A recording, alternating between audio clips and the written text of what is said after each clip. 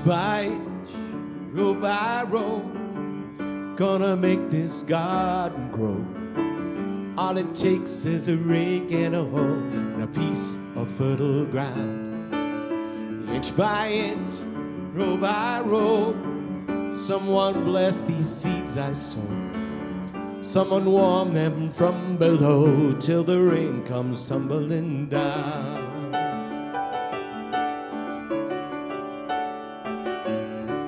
Pulling weeds, picking stones, man is made of dreams and bones. Feel the need to grow my own, the time is close at hand.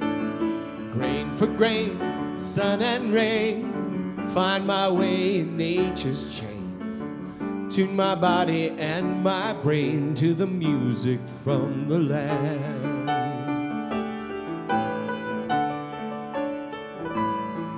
Yeah, inch by inch, row by row, gonna make this garden grow. All it takes is a rake and a hoe and a piece of fertile ground. Inch by inch, row by row, someone bless these seeds I sow. Someone warm them from below till the rain comes tumbling down.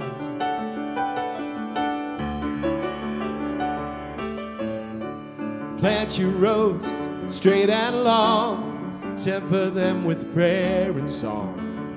Mother Earth will make you strong if you give her love and care. Old crow watching hungrily from his perch in yonder tree. In my garden I'm as free as that feathered thief up there. Yeah, inch by inch, row by row, gonna make this garden grow.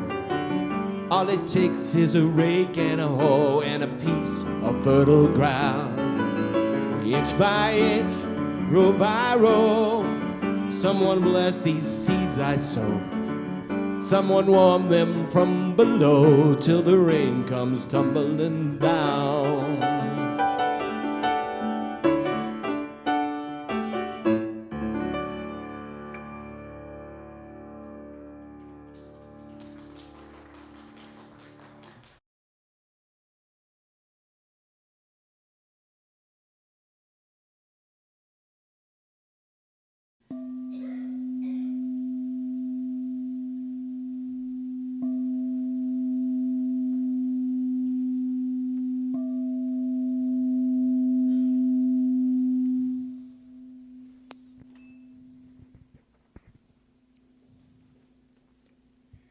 Please join me in prayer. As we move through the end of the month of April, we are so grateful for all the messages that we've had around health and wellness. And what we know is that wellness is fourfold.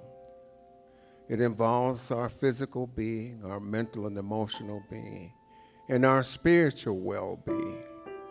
And we are blessed with a way of living that gives us the tools to nurture all of these things, as we are made from a power that becomes what it loves and expresses in unique ways through each and every one of us here and all around the world. We are so grateful to come together to celebrate this connection that we have, this oneness through this power. And we know that everything that takes place here is going to be absolutely perfect.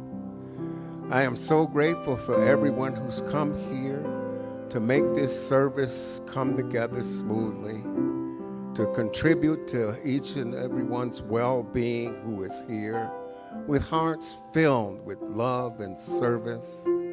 And I give thanks for each and every expression of the divine in this space here, knowing that your love and light continues to create a world that works for everyone. I release these words into that divine law that knows how to bring about all the good there is. This is already done in the universal divine mind. I release these words into that law, knowing that it is done at the intersection of right here, right now, I let this go, I let it be. And together we affirm, and so it is.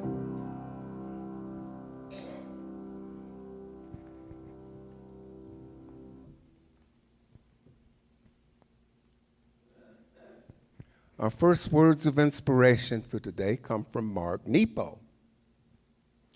My own experience has made me realize that it's not enough just to see paradox. We somehow need to inhabit it and embrace it. Despite my efforts to resist this not knowing, I've exhausted myself into an alarming but beautiful surrender to the experience of paradox. And being in a relationship with paradox is what leads us to transformation. Our second set comes from Wallace D. Wattles. The more gratefully we fix our minds on the supreme, when good things come to us, the more good things we receive, and the more rapidly they will come. And the reason simply is that the mental attitude of gratitude draws the mind into closer touch with the source from whom all blessings come. From our founder, the Honorable Dr. Ernest Holmes. This grateful attitude of spirit puts us in close touch with the power that adds much to the reality of the thing with which we are dealing. Without it, we can do but little. So let us cultivate all the gratitude that we can.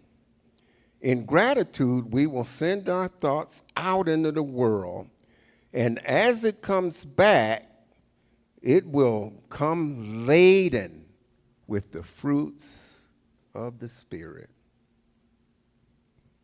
Once again, we get the treat of having young Dr. David come and share his experience, strength, hope, his love and light with us. And during the course of the week, thinking about Dr. David kind of really pushed my consciousness up into a new level, because we were talking about some future scheduling, and the date was the 27th, and we were talking about August 27th, and somehow I got April 27th lodged in my head and thinking, oh my God, he can't make it.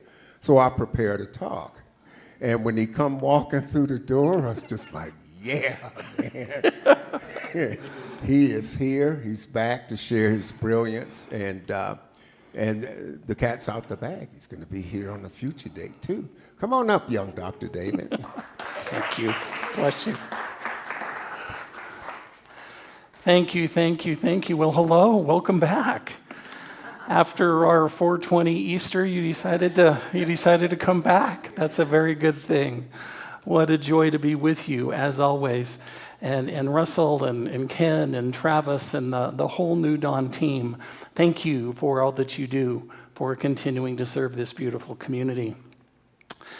So my friends, recognizing your theme of health and wellness and recognizing that this is the last Sunday of the month, and as I shared with you before, I wrote the daily guides for Science of Mind magazine this month, talking about fertilizer.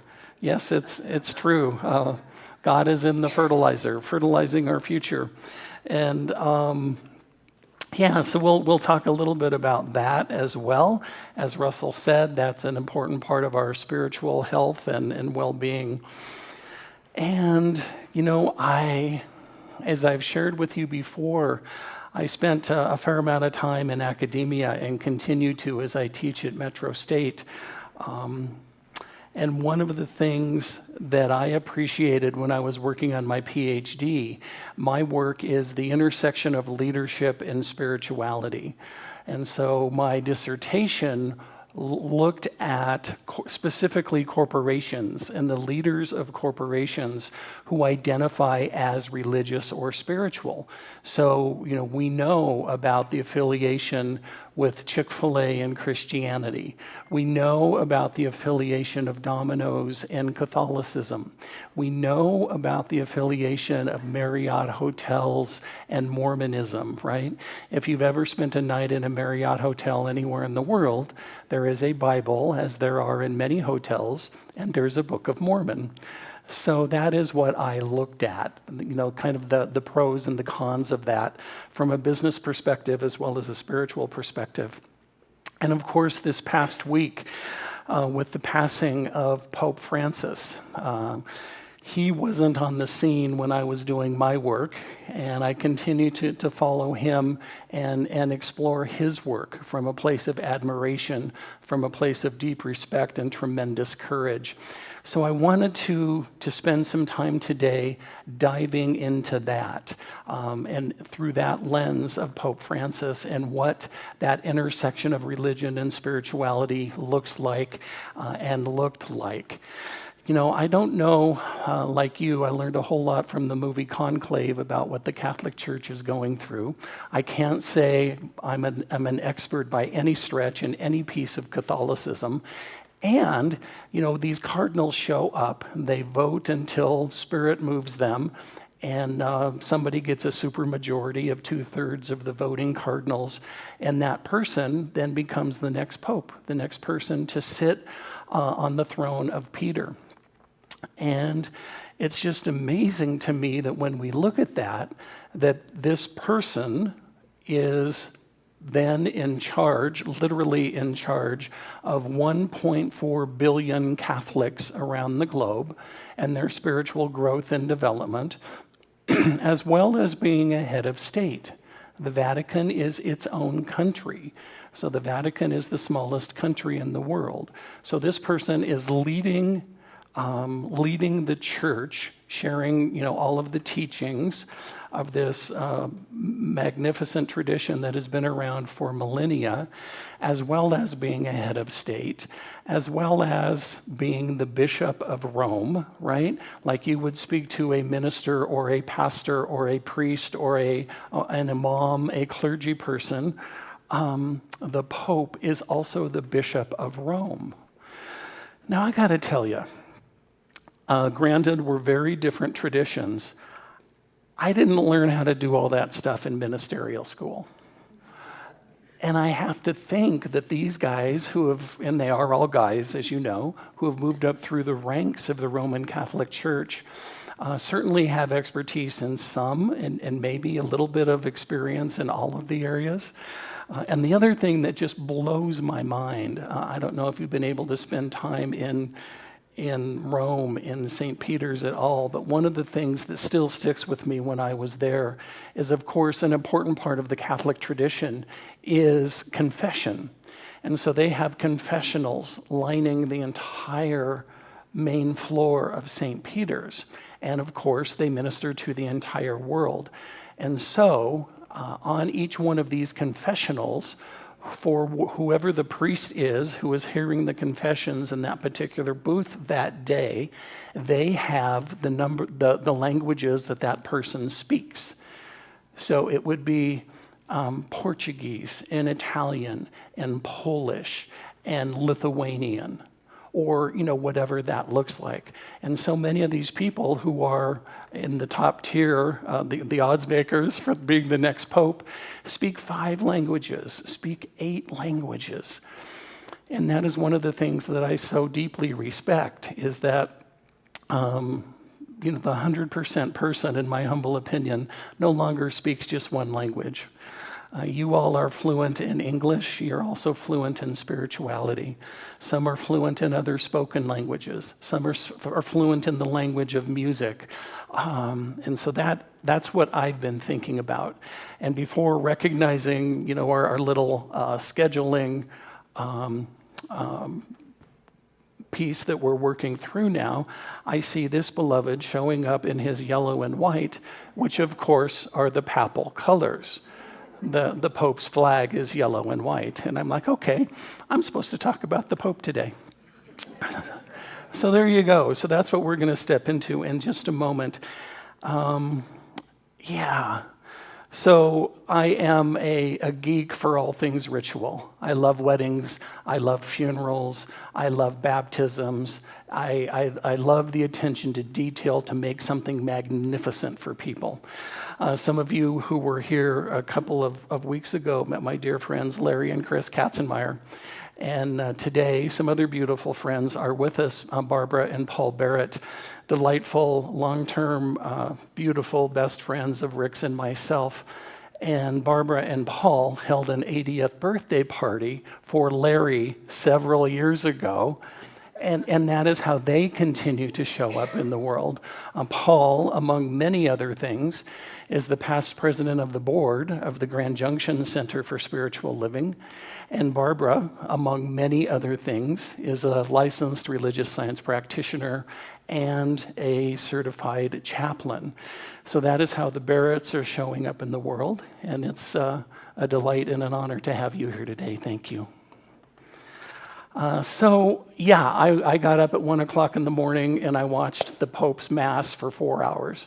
And a whole lot of it was in Latin and Italian and any number of other languages. And I got to feel into the energy and got to listen to some of the commentary around that. And one of the things that I appreciated was somebody asked the Pope very early on in his pontificate, Your Holiness, how do you want to be remembered? And, he just smiled and he said, I want to be remembered as a good guy who tried to do good. How do you want to be remembered? I shared this at one point with you when I was working on my bachelor's degree in journalism. Our very first assignment was writing an epitaph for our tombstone. What do you want on your tombstone? And on my tombstone, I chose, he was kind. What do you want? Yeah, I get a whole lot of people want to be cremated. Metaphorically speaking, what do you want on your eternal tombstone?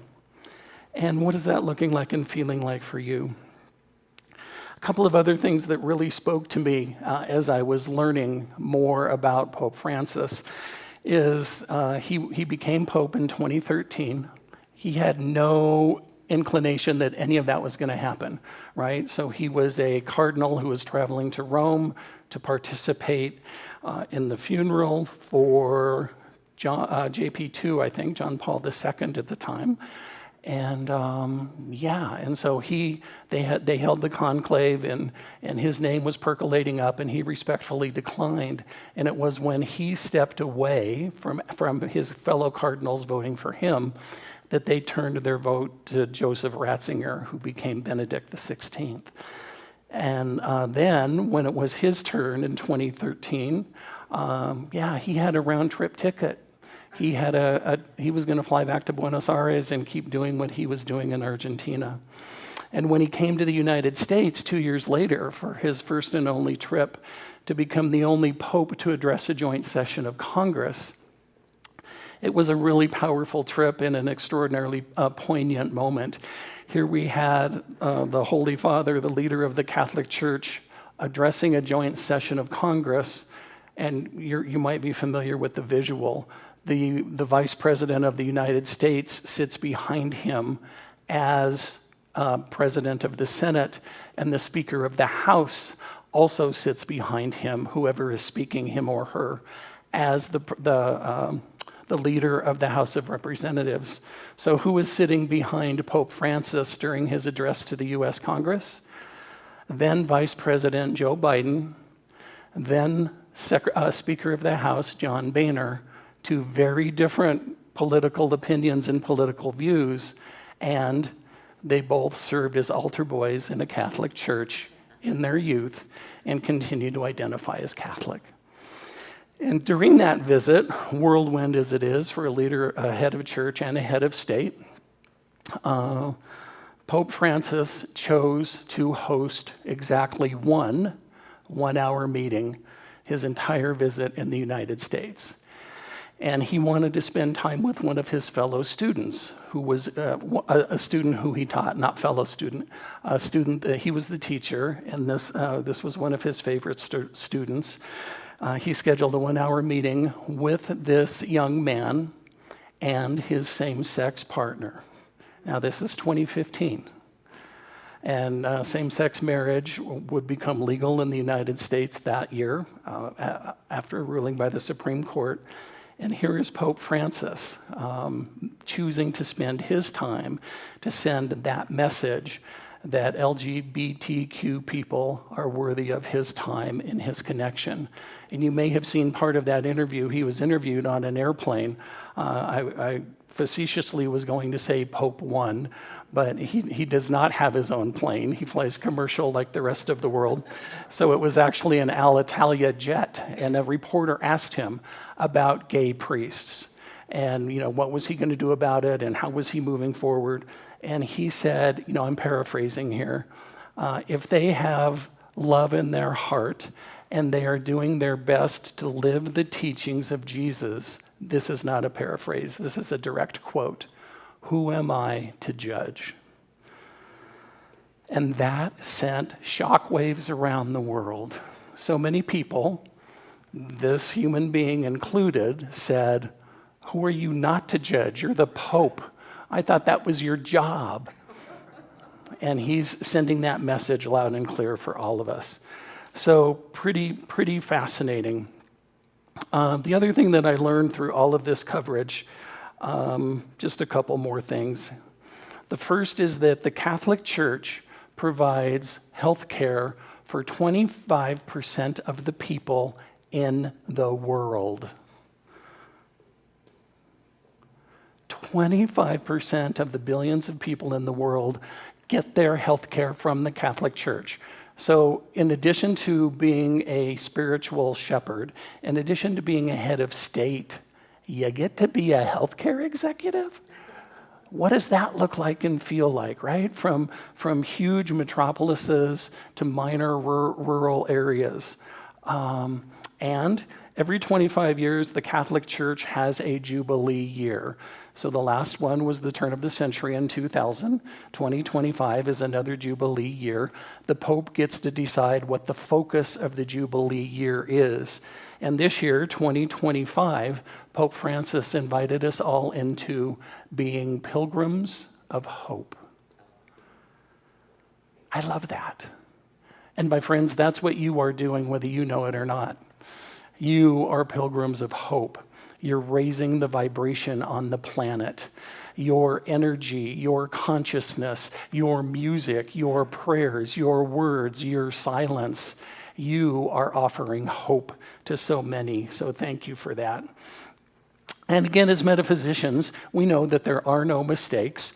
So it just struck me as fascinating that the Pope, of course, made his last appearance on Easter Sunday in St. Peter's Square.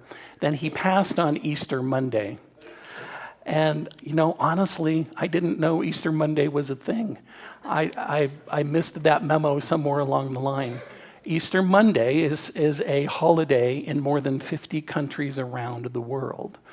So he transitioned on Easter Monday. So many people, quote unquote, had the day off and could do what was important to them. Meditate, pray, go to church, participate in a vigil, watch TV, listen to the radio, whatever that looked like. And again, serendipitously, with his service taking place yesterday, his high mass taking place yesterday was also a national holiday in Italy. It's Liberation Day, similar to our 4th of July. I'm like, really? You go, dude. When you're being honored and so many people want to participate, let's do it at a time that's most convenient for everybody. So that was a little bit about that. And then I was just refreshed when we were having a conversation in the hallway about the upcoming conclave. So the conclave is a gathering of all of the cardinals in the world of the Catholic Church. My understanding is there are approximately 250 cardinals, and they do have a strict rule that only cardinals who are 80 years and older cannot vote in the conclave. So while there are 250 cardinals, there are only 135 who are 79 or younger who are eligible to vote. And of those 135 cardinals, Francis appointed 80% of them. And he expanded the reach and the depth and the breadth. And it was just fascinating to me that the second in command, forgive me, I'm not remembering the Italian or the Latin terminology, the second in command, the cardinal who literally did Francis's service yesterday, was brilliant and did an extraordinary job, and he's 91 years old. So he can't vote for the next cardinal. So just a little bit about my geekiness around the Catholic Church. And so something I wanted to share with you as a follow-up to my daily guides in the magazine, focusing on biodiversity, I thought it would be interesting to put Pope Francis and Ernest Holmes in conversation about biodiversity. So here's just a few minutes about what I think that might look like and sound like. So, of course, a fictional conversation between Ernest Holmes, the founder of Science of Mind, and Pope Francis. The setting is a quiet garden in the Vatican. The two men, though from different theological backgrounds, share a deep reverence for creation. The reference that I use is Laudato Si. It's published in 2015, which is the first ever encyclical letter written by a pope on the subject of the environment. So an encyclical is a direction, if you will, from the pope to all of the cardinals around the direction and the information and the thoughts of the church of any particular subject. Popes can offer as many or as few as they'd like. This happened again in 2015, very early in Francis's papacy. The audience is the bishops, with the 1.4 billion Catholics around the globe being the ultimate receivers of that. This particular letter is indeed itself a book. It's approximately 250 pages of the Pope's thoughts on the environment. So the setting for this conversation between Ernest and Francis, we're all on a first name basis. A shared bench in the Vatican gardens, late afternoon, birds are chirping, and the scent of rosemary and lavender floats in the air. Pope Francis, smiling gently. Ernest, welcome. I've been thinking of your words. There is a power in the universe greater than you are, and you can use it. How would you say that relates to our care for creation? Ernest Holmes. Thank you, Holy Father. That quote, for me, reminds us that we're co-creators, not dominators. Nature is not a thing to be controlled, but an extension of spirit itself. When we pollute or destroy ecosystems, we're forgetting that unity. Pope Francis, quoting his encyclical, everything is interconnected, and genuine care for our own lives and our relationships with nature is inseparable from fraternity, justice, and faithfulness to others. We are part of the same fabric. Humans, animals, forests, oceans, it's all divine. Dr. Holmes, yes, I would call that divine intelligence expressing through form, and form is sacred. In the Science of Mind, we say God is both immanent and transcendent, meaning God is within the leaf and the galaxy, not just outside of them. Pope Francis, beautiful. Too often, people forget that. That ecological conversion I speak of in my letter, it's really a spiritual awakening, wouldn't you say? Ernest Holmes, absolutely. It's not only recycling or riding a bicycle, it's realizing the divine presence in the soil. In our philosophy, when we change our thinking, we change the world.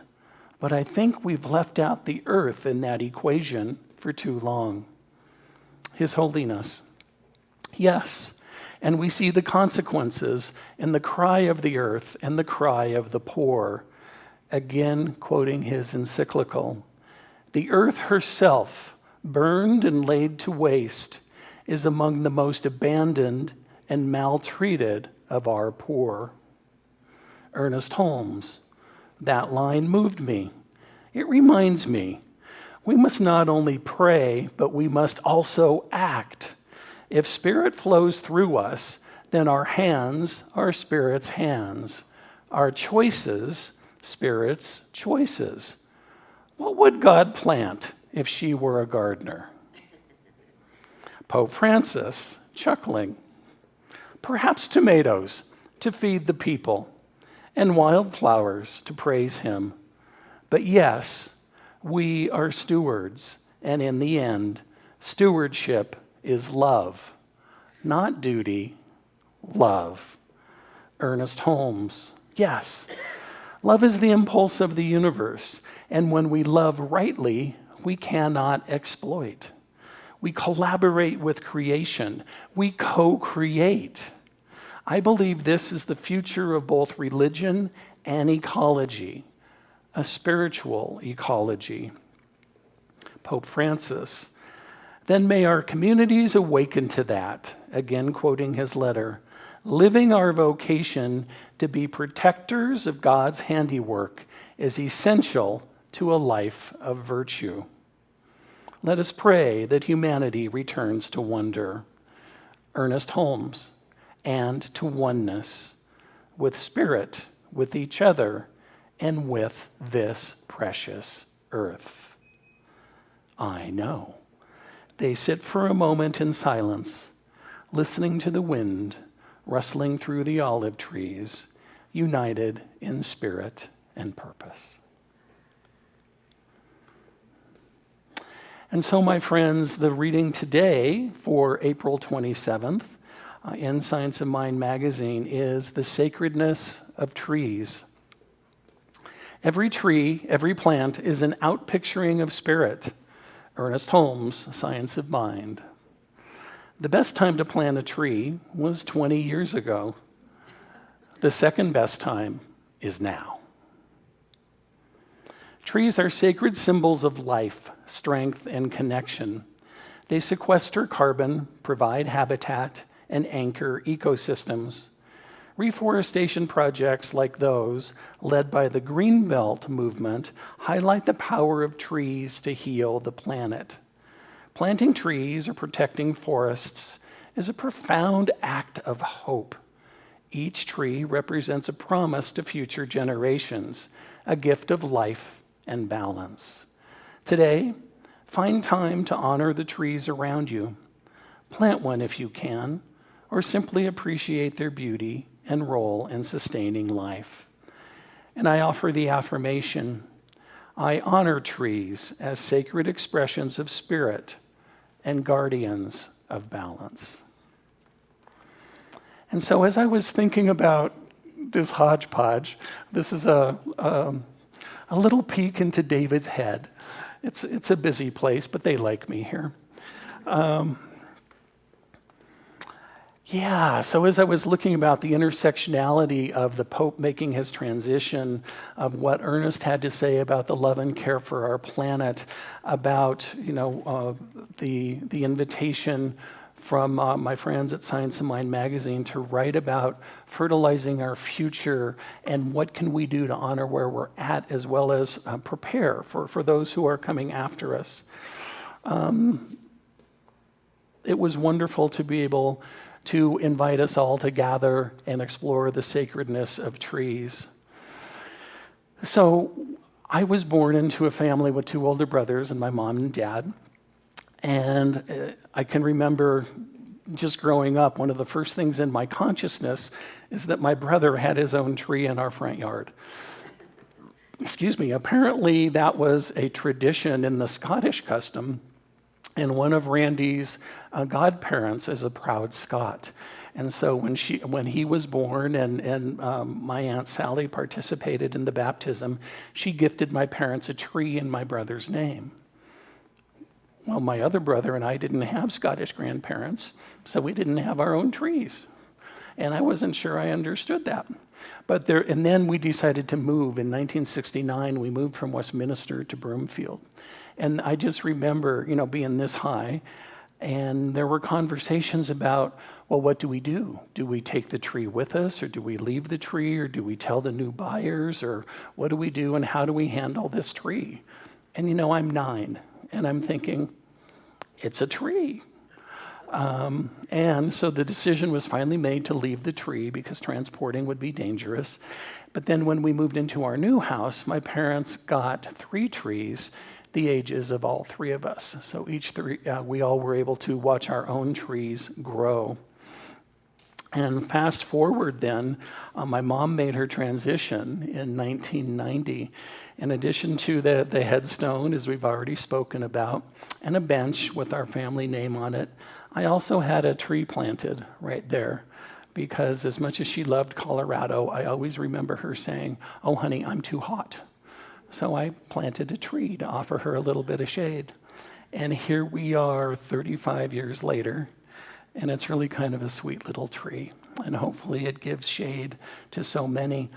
And I mentioned my beloved friend Barbara. We lost a member of our practitioner community at Mile High several years ago now. And Barbara played an integral role in inviting the community to plant a tree on the Mile High campus in Janine's honor. And it's a simple and loving gesture. And every time I pass, it just brings me a certain amount of peace. And I know probably everyone in this room has some kind of connection with a tree, with something living in your yard, with your flowers, with your rose bushes. My grandmother was not a gardener. And somebody gave her and planted a peace rose. And so her rose bush was her entire rose garden. And, despite her best efforts, it lived and flourished and did extraordinarily well. And I know you have connections to those natural attributes of your life. And so as we look at trees, as we look at nature, we see them as symbols of life, of strength, of connection. From the majestic oak to the smallest sapling, trees embody the interconnectedness of all things. They serve as sacred expressions, visible reminders of our connection to the earth, to each other, and to the divine energy that flows through all of life. In virtually every culture and tradition, trees have been revered as sacred symbols. They're seen as living representations of the divine. They embody life's cycles of growth, of death, of rebirth, offering lessons in resilience, endurance, and interconnectedness. I love this thought from Ernest Holmes. Every tree, every plant is an outpicturing of spirit. Every tree is an outpicturing of spirit. He reminds us that trees aren't separate from the divine. They're expressions of spirit and form. The branches reach up toward the sky, drawing energy from the universe, while their roots reach deep into the earth, anchoring them and connecting them to the planet's wisdom, just as we do. In this way, trees mirror our own spiritual journey, seeking connection with both the higher and lower aspects of existence, of growing ever upward and outward. Our friend J.R.R. Tolkien, in both The Hobbit and The Lord of the Rings, this particular little conversation between Gandalf and Aragorn, "I wish it need not have happened in my time," said Gandalf. "So do I," said Aragorn, "and so do all who live to see such times. But that is not for them to decide. All we have to decide is what to do with the time that is given us." So in the context of our environment and our future, this quote speaks to the responsibility we hold for the earth. The decision to plant trees and protect our forests is a decision about how we choose to live our time here, and it's a profound act of faith for the future of life. And we know of the physical benefits of trees. We know of trees being so good for us and healing our souls. The Japanese practice of Shinrin-yoku, or forest bathing, has shown that simply being in the presence of trees can lower blood pressure, boost immune function, and promote a sense of well-being. And we also know that trees are a symbol of resilience and strength. They stand tall through storms and droughts and changing seasons and remind us that we too are capable of weathering life's challenges. So if you happen to be in that moment of challenge on this day, I just want to remind you that you have a 100% track record of getting through challenging times. So lean into this community, lean into your beloved practitioners, lean into your extraordinary board, and allow them to support you in your time of challenge and to celebrate with you in your time of success. Trees teach us that life is a process of growth and renewal, no matter the circumstances. As we protect trees, we cultivate this resilience within ourselves and our communities. Protecting our forests then becomes not just a task, but a sacred responsibility. So what can I do? What can you do? What can we do? Well, as always, my friends, we have choices. We can plant trees, whether in your own backyard, whether in a pot in your apartment, or by supporting reforestation efforts around the world. Planting trees is a powerful way to contribute to the planet's health. We can support tree conservation. We can live sustainably. We can help spread awareness. So that is what is on my heart on this day as I think about the health of our planet, as I think about our spiritual leaders and our traditions. And, in the words of the great Bob Dylan, the times they are a-changin'. And we get to continue to choose to be a part of that, right? I was speaking with a delightful client, and she happens to be in her mid-80s. And she said, a friend of mine is 89, and I love her, and I love spending time with her. And we had this wonderful friendship, and we were always active, and we were engaged, and we were doing things. And on her 80th birthday, she decided that 80 was old. And I was like, huh. And here's my friend right at 82, and she's traveling, and she's doing stuff, and she's volunteering, and she's talking about her neighbor who's a little old lady. And I said, so tell me more about that. She said, well, we were so active and we were so engaged in everything that we were doing. And yeah, she turned 80. And somehow she started listening to the race consciousness. She was listening to somebody's message that, oh my gosh, when you're 80, you must be old. And she said things changed so dramatically for her. And so what do we know? We know that when we change our thinking, we change our lives. We know that somebody else's story is not our story. So she may be old at 80, and we bless her on that journey. And, as I mentioned to the cardinal who did the Pope's Mass yesterday at 91, really? In all the vestments and waving the incense. I mean, this time of year, the incense alone would have done me in. But he's showing up. He's doing his thing. He's doing what is his to do. And we all know the adage, age is just a number. So continue to be who you are. Continue to be that glorious being in whom God is well pleased. Age is just a number. Time is a human construct. You are good, you are strong, you are powerful, you are gorgeous, you are glorious, you are an inspiration to so many. And when you can't remember that, or when you have a moment of humanness, just know that I see you, and I know that for you. Please join me in a moment of prayer.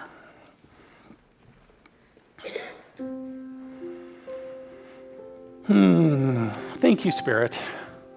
Thank you for the ability to recognize that glorious connection between humanness and nature. Thank you for recognizing that Those who are here today are meant to be here today. Those who are joining us online are meant to join us through technology.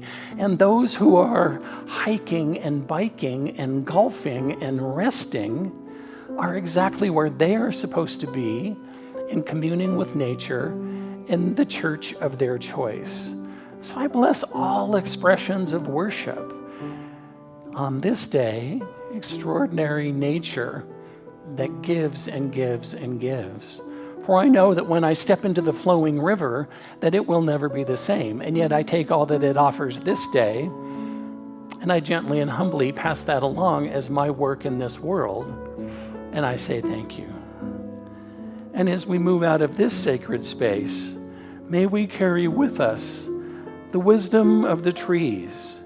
May we honor their sacred presence, their role in supporting life, and the lessons they teach us. Let us walk forward as guardians of balance, planting seeds of hope and renewal wherever we go. I release, I let go, I simply allow it to be. And together we say, and so it is, and so I am, and so we are.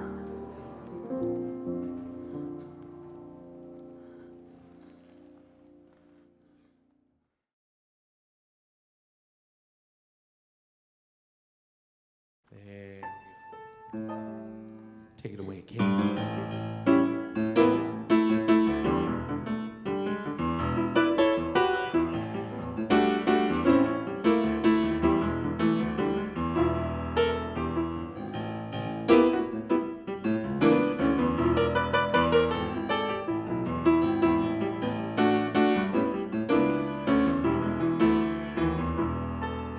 They paved paradise, put up a parking lot. Pink hotel, a boutique and a swinging hot spot. Don't it always seem to go that you don't know what you've got till it's gone? They paved paradise, put up a parking lot. Ooh, ba ba ba. Ooh, ba ba ba. They took all the trees, put them in a tree museum. Charge the people $1.50 just to see them.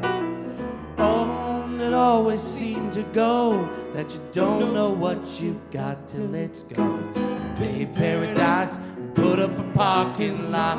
Ooh, ba ba ba. Ooh, ba ba ba.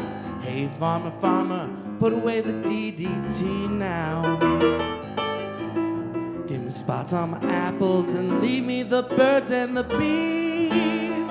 Please, don't it always seem to go that you don't know what you've got till it's gone? You paved paradise, put up a parking lot. Ooh, ba ba ba. Ooh, ba ba ba. Late last night, I heard the screen door slam. Big yellow taxi took away my old man. Oh, don't it always seem to go that you don't know what you've got till it's gone? Paved paradise, put up a parking lot. Ooh, I said, don't it always seem to go that you don't know what you've got till it's gone? Paved paradise, put up a parking lot. Ooh, ba ba ba. They paved paradise, put up a parking lot. Ooh, ba ba ba. They paved paradise, put up a parking lot.